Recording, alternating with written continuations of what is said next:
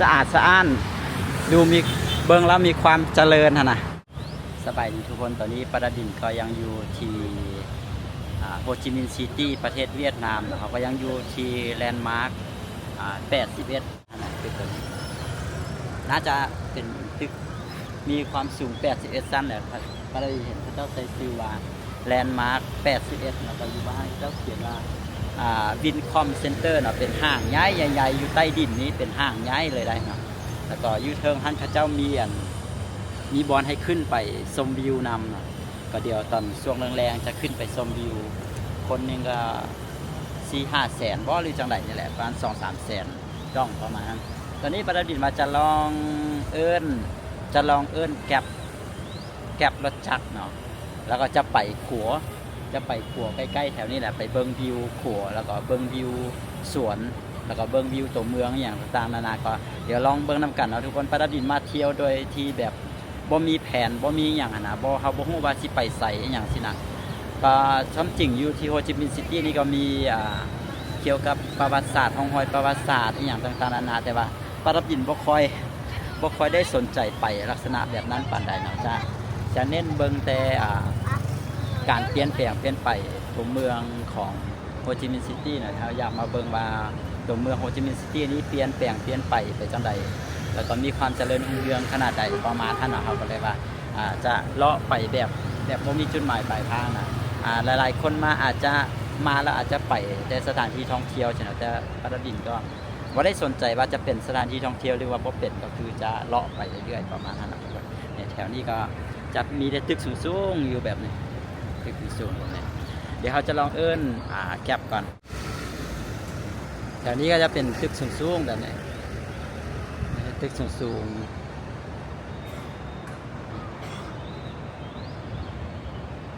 ตอนนี้แก็บเขาก็มาแล้วนะเราจะไป13,000 ดองนะเขาก็ได้แพงพอใกล้ๆนี่เม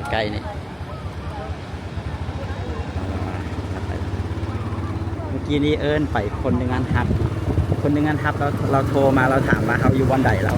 วันนี้เขาแล้วเว้าเป็นภาษาอังกฤษนะแล้ววันนี้เราแล้วบ่ฮู้ภาษาอังกฤษเรายกเลิกไปแล้วก็เปลี่ยนให้อีกคนหนึ่งมาก็มีแก๊ปมาหลายนะก็สะดวกสบายราคาก็ถือว่าบ่ได้แพง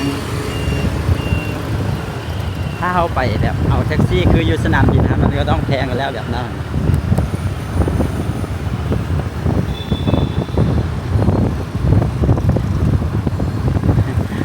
เขาสิไปขัวมันใกล้ๆนึงเนี่ย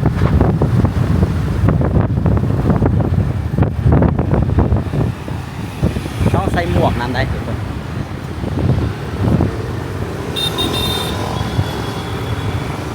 ออกมาเส้นปั๊มน้ำมันอยู่ประเทศเวียดนามก็ไม่เห็นมีปั๊มใดปิดเลยเขาจะก็เปิดปกติเมื่อวานท่านคนขับแท็กซี่ถามปราดิษฐ์ว่าได้ยินว่าน้ำมันอยู่ลาวท่านแพงว่าสั่งก็อีหลีได้เนาะแพงอีหลีได้เนาะเขามีน้ำมันแพงฮองจากประเทศสิงคโปร์เลย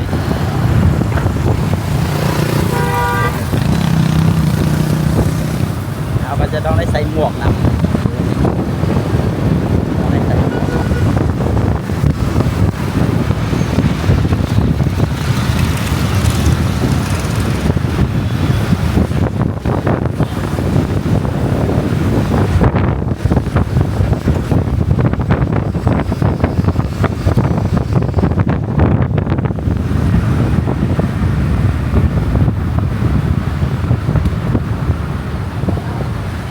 ฮอดแล้ววะเดี๋ยว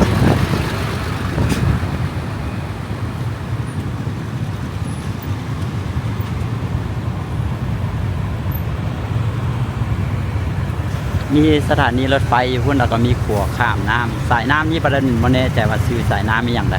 โอ้โหเลยมาแบบผู้อิโนอิเนอย่างเลยเขาปักมุดไว้แถวๆนี้เพราะเบิ่งว่าลาวเสี่ยวเขาไปชมในวันใด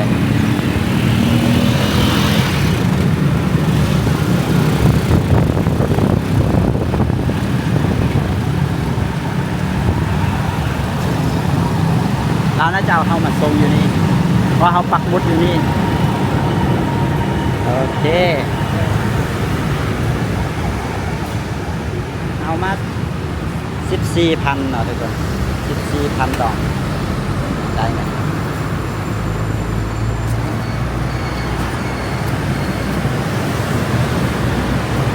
okay okay 14,000 ดองได้ป่ะให้ลาว20,000นะขอบคุณครับขอบใจ Can I go up here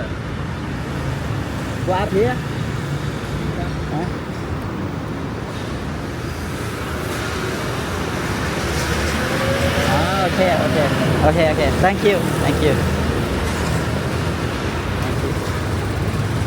เขาอยู่หันมาใกล้ๆแถวนี้หน่อยทุกคนเนี่ยเขาอยู่บนตึกหันแล้วก็เขาออกมาบนนี้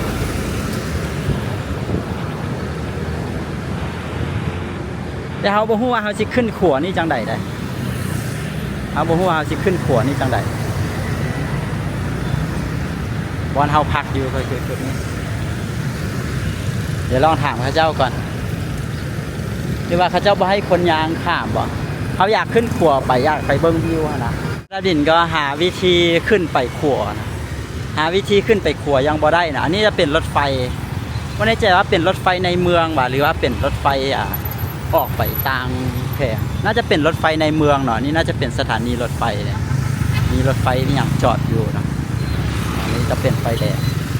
เพราะว่าจะข้ามทางบ่ได้บรรยากาศในเมืองเดี๋ยวเราจะลองยางไปอันนั้นมันมีทางยางข้ามไปหาสถานีเนาะแต่ก็พวกว่าจะไปขึ้นขัวอยู่บนใดเดี๋ยวลองเบิ่งหน่อยบ้านเขาเจ้าก็ค่อนข้างจะซับซ้อนอยู่ได้ถ้าเขาบ่ฮู้นะมันมีแบบรถมาแล้วก็ต้องมาท่าไฟแดงไฟเขียวอย่างนั้นแต่ว่าขณะรถเข้ามาบนทางน้อยนี่ก็คือออกมานี่ได้หมายถึงว่ารถที่จะเลี้ยวซ้ายขนาดก็คือมาได้ประมาณนั้นเถอะ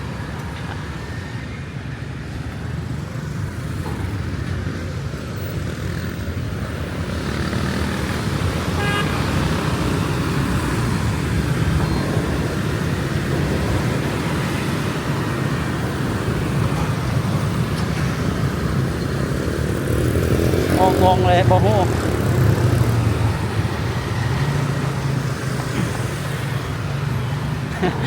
บางครั้งก็บ่ฮู้สิข้าม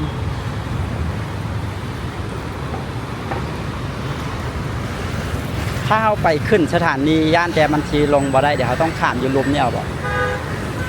เดี๋ยวต้องข้ามอยู่ลุมเนี่ยแล้วมันมีขัวข้ามทางเนาะข้ามไปเพื่อไปขึ้นรถไฟบ่เป็นรถไฟฟ้าแต่ว่าคือจอดอยู่ดนนะป่านนี้บ่ออก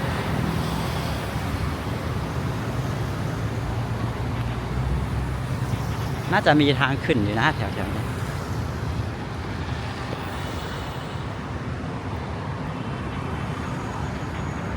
บ้านเมืองเขาเจ้าก็สะอาดสะอ้านดูมีเบิ่งแล้วมีความเจริญนะ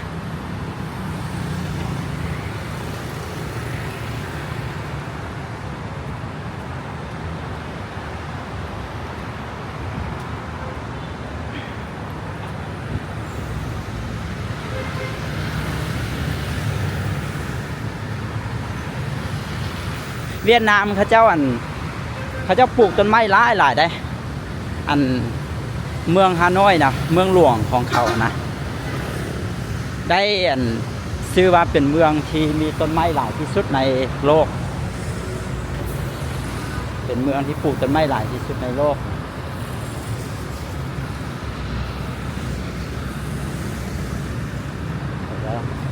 มันมีขึ้นไดขึ้นหั่นนะขึ้นใดขึ้นหันน่าจะขึ้นน่าจะขึ้นขัว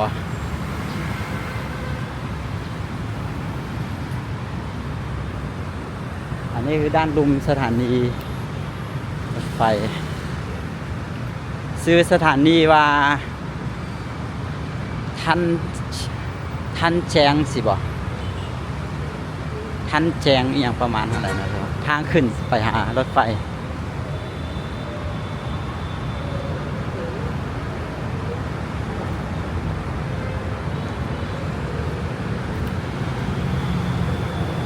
อันนี้กับโบแมนขัว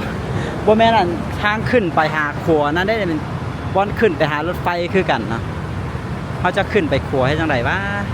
มันมีบอลอยู่วะ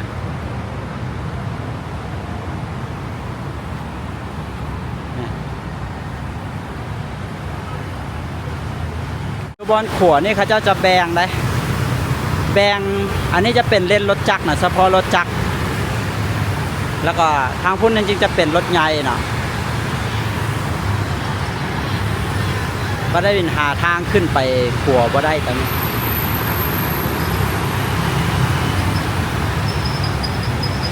น่าจะต้องยางไปพุ่นบ่หรือว่าบ่กล้ายางข้ามหญ้าเขาเจ้าไปยัดเขาเจ้าเว้าให้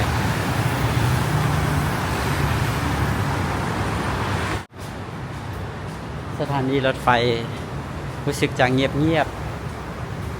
ตอนนี้ปาราดินบ่ฮู้สิไปใส่แล้วว่าสิยางไปขัวแล้วแต่ว่าเบิ่งคือว่าท้องฟ้ามืดคือฝนสิตกนี่แหละก็เลยว่าอาจจะกลับโรงแรมก่อนบ่ไปตั้งหลักอยู่โรงแรมบ่หรือจังได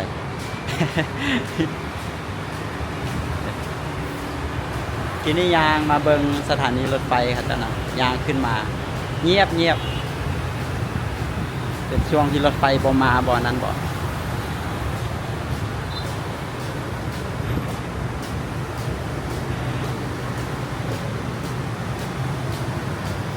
คิดว่าน่าจะกลับไปโรงแรมก่อนไปตั้งหลักโรงแรมได้รถไฟมาอีกขบวนนึงนะ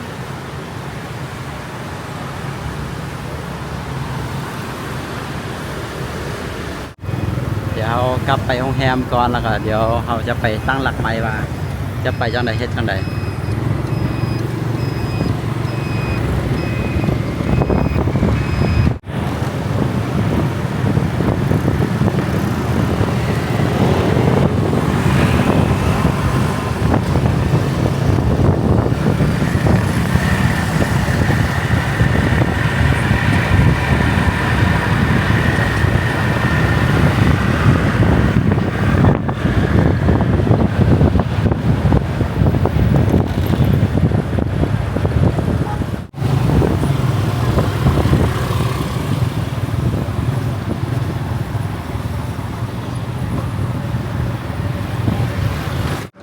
ตอนนี้เราก็มากินเฝอ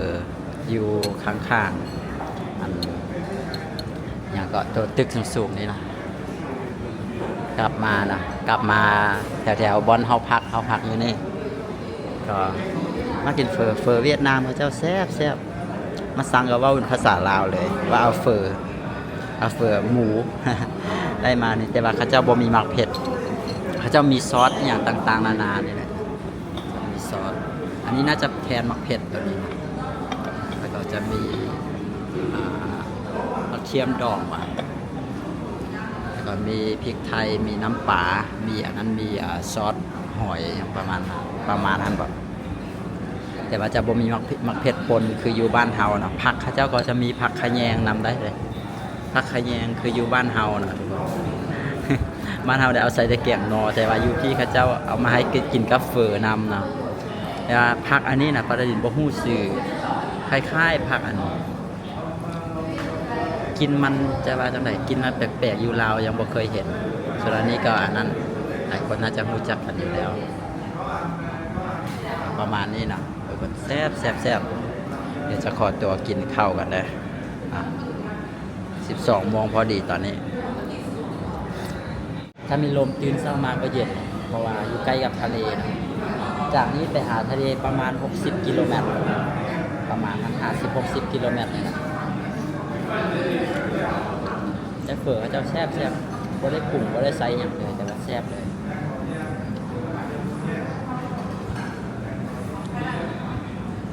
เส้นเขาเจ้านุ่ม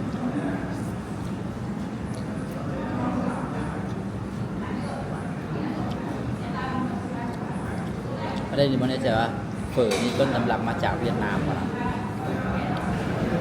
ความจริงคำว่าเฝอนี่ภาษาลาวก็น่าจะมาจากภาษาเวียดนาม